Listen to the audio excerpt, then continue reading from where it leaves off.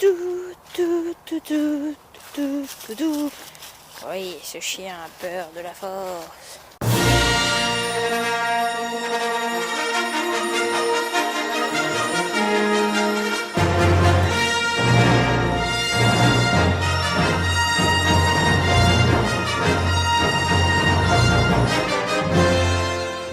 Géocache numéro 9, la princesse.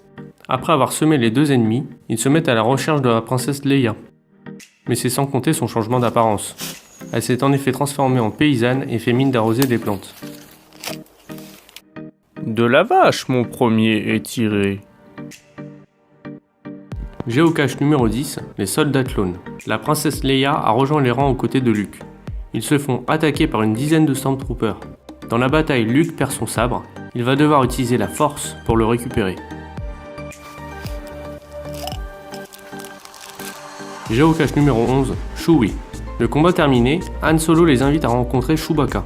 Il n'est pas très content et est d'humeur piquante malgré son cœur doux.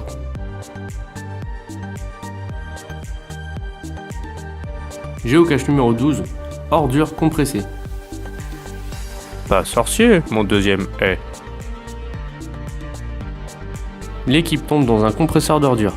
Le seul moyen de ne pas finir écrasé est d'actionner un levier pour ouvrir la porte. Vont-ils y arriver à temps? Géocache numéro 13, Étoile Noire. Luke et la bande doivent maintenant pénétrer par la porte principale de l'Étoile Noire.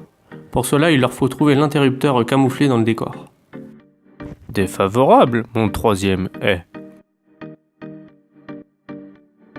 Géocache numéro 14, Salle des machines.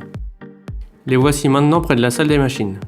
R2-D2 doit leur délivrer l'endroit précis où ils doivent déposer les explosifs. Luke s'apprête à appeler R2 mais celui-ci est déjà en place en train de disposer la dynamite. Offensive, mon quatrième est. Géocache numéro 15, à bord des Speeders. L'étoile noire explose et ils la quittent pour une autre planète. Soudain des Stormtroopers en speeder arrivent sur eux. Une course-poursuite démarre. Les Stormtroopers tombent les uns après les autres. Le dernier se crache sur un gros arbre qui le dévie légèrement et vient finir sa course dans un amas d'arbres à peu près à 20 mètres de là. Géocache numéro 16, je suis ton père. Lucky Skywalker, né ici. Les voilà face à Vador. L'ultime combat est en train de se produire. Luke est sur la passerelle, son sabre laser est tombé mais reste suspendu.